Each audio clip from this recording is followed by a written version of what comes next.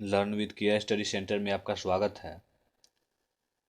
चलिए आज का प्रैक्टिस शुरू करते हैं बिना टाइम गवाए। आज का हमारा पहला प्रश्न है, पीला रंग, मझोला कद, एपिकैंथिक होना चाहिए। यहाँ पे एपिकैंथिक। ठीक है, तो हमारा प्रश्न है, पीला रंग, मझोला कद, एपिकैंथिक, फोल्ड वाली तिरछी आंख, ये किसकी अभिलक्षण है? सही उत्तर है ऑप्शन ए, मंगोलायड। ये मंगोलायड है। ये जनरली एक कद के बारे में हिंट दिया गया और इससे हमको ये बताना है कि ये जो कद है ये किससे मिलता जुलता है। तो ये जो है मंगोलायड से ये कद मिलता जुलता है। चलिए अगले प्रश्न को देखते हैं। चुनाव याचिका का निर्णय लेने का अधिकार किसमें निहित है? सही जवाब है ऑप्शन ए, उच्च न्यायालय का।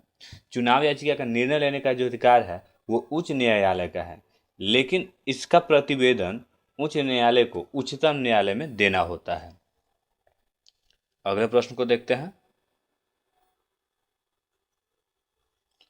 1857 के विद्रोह की विफलता का मुख्य कारण क्या था? सही जवाब है ऑप्शन ए, आयोजन तथा नेतृत्व का अभाव। ये 1857 के विद्रोह के असफलता का मुख्य कारण था।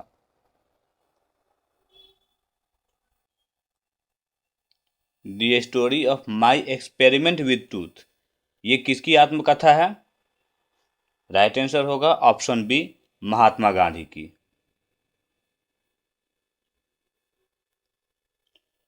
पूंजीवादी अर्थव्यवस्था की मूल विशेषता है? राइट आंसर होगा ऑप्शन डी, उत्पादन के साधनों का निजी स्वामित्व। पूंजीवादी अर्थव्यवस्था में जो उत्पादन के साधन पे जो स्वामित्व होता है वो निजी होता है। इस पे सरकार का किसी भी तरह से कोई अधिकार नहीं होता है। यूएनडीपी बनाता है? सही जवाब है ऑप्शन ए, मानव विकास सूचकांक।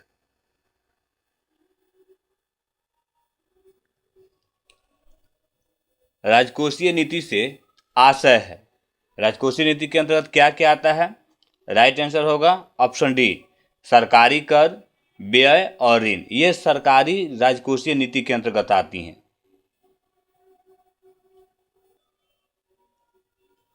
लोकतंत्र में जनमत को आधिकारिक स्वरूप किसके माध्यम से मिलता है? राइट आंसर होगा ऑप्शन डी, संसद के माध्यम से। निम्न में से कौन सा किसी देश की विदेश नीति का निर्धारक तत्व नहीं है? सही आंसर है ऑप्शन बी, धार्मिक परिस्थितियां। ये किसी भी देश के विदेश नीति का निर्धारक तत्व नहीं होती हैं। इसके अलावा सांस्कृतिक परिस्थितियां, राष्ट्रीय हित और परस्पर निर्भरता, ये किसी भी देश की विदेश नीति के निर्धारक तत्व हैं, लेकिन धार्मिक परिस्थितियां ये किसी भी देश की विदेश नीति का निर्धारक तत्व नहीं है। अगला प्रश्न है, पुलित्जर पुरस्कार निम्न में से किस क्षेत्र में दिया जाता है? राइट आंसर है ऑप्शन ए, पत्रकारिता के क्षेत्र में। पुलित्जर पुरस्कार पत्रकारिता के क्षेत्र में प्रदान किया जाता है। निम्न में से कौन सा एक सरित पारिस्थितिकी तंत्र का उदाहरण नहीं है? सही जवाब है ऑप्शन ए, तालाब।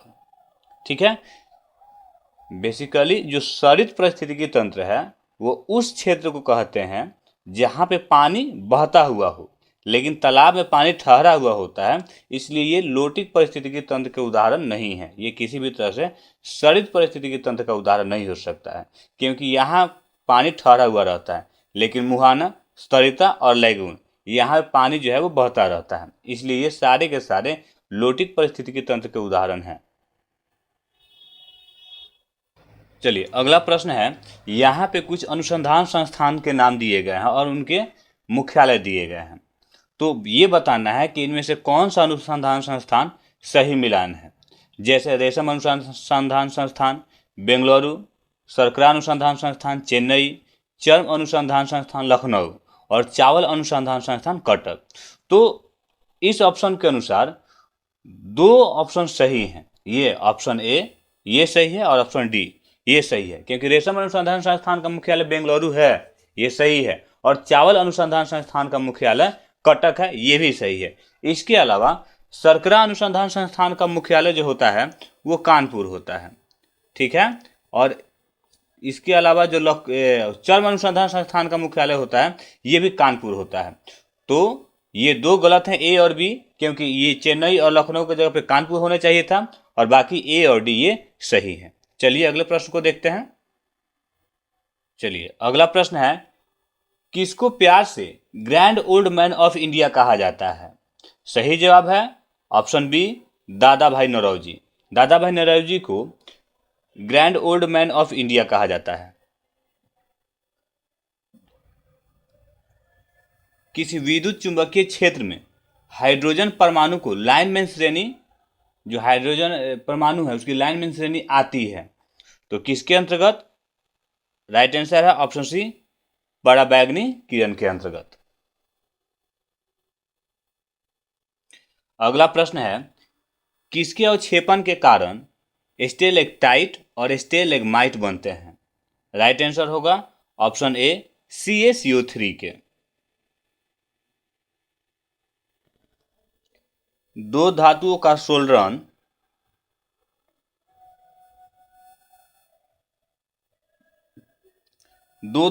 सोलरन किसके गुण के कारण संभव है?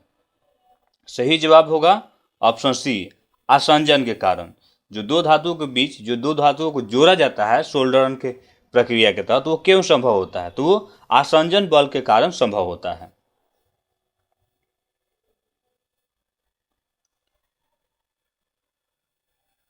टर्नर संरक्षण वाले क्रोमोसोम का विवरण क्या है? सही उत्तर है ऑप्शन ए, तो यहाँ पे प्लस हो जाएगा 44A + XO, ये सही जवाब होगा 44A + XO। तो राइट ऑप्शन ऑप्शन ए है। अगला प्रश्न है, फोटोन को क्या कहते हैं? राइट आंसर होगा option a formula translator. Photon को फॉर्मूला ट्रांसलेटर भी कहा जाता है।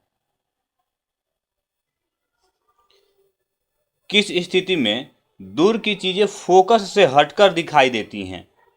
राइट आंसर है ऑप्शन डी निकट दृष्टि दोष।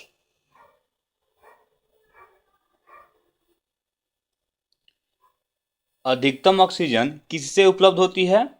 राइट आंसर होगा ऑप्शन डी पादप प्लवक पुंज। ये वैसे पौधे होते हैं जो जल के नजदीक पाए जाते हैं, ठीक है। और इनमें जो वायुमंडल में जितना भी ऑक्सीजन प्राप्त है उसमें से 50 to 80% जो ऑक्सीजन होते हैं ये इन्हीं पौधों से प्राप्त होते हैं। जनरली ये महासागरीय पौधे भी कहलाते हैं।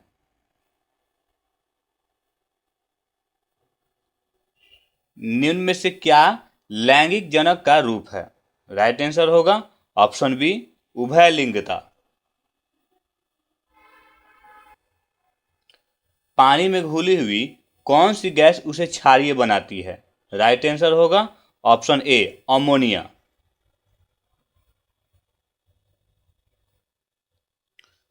सूर्योदय और सूर्यास्त के समय वायुमंडल क्यों लाल प्रतीत होता है?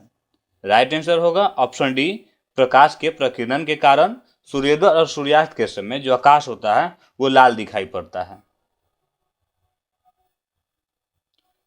स्पर्श रोम किसके शरीर में पाया जाता है? राइट आंसर होगा ऑप्शन ए सरीसृप के। सॉरी जो स्पर्श रोम होते हैं वो कीट के शरीर में पाया जाता है, सरीसृप के शरीर में नहीं, कीट के शरीर में स्पर्श रोम पाया जाता है। सूर्य में ऊर्जा का स्रोत है? राइट आंसर होगा ऑप्शन डी नाभिकीय संलयन। यानी कि सूर्य से जो ऊर्जा मिलती है हमें वो किस प्रक्रिया द्वारा मिलती है? तो सूर्य में नाभिकीय संलयन अभिक्रिया होती है जिससे हमें सूर्य के द्वारा ऊर्जा प्राप्त होती है। तो आज का डेली क्विज यहीं समाप्त होता है। उम्मीद है आपके लिए ये काफ़ी हेल्पफुल रहा होगा। तो चैनल को सब्सक्राइब जरूर कीजिएगा। इसके अलावा टॉपिक वाइज आपको जीके जीएस की तैयारी इस चैनल पर कराई जाती है तथा रीजनिंग की चैप्टर वाइज और प्रैक्टिस सेट दोनों के वीडियो अपलोड किए जा चुके हैं। और आगे भी अपलोड होते रहेंगे। तो इसका नोटिफिकेशन पाने के लिए आप चैनल को सब्सक्राइब जरूर करेंगे और वीडियो को लाइक करें। चलिए फिर मिलते हैं नए वीडियो में।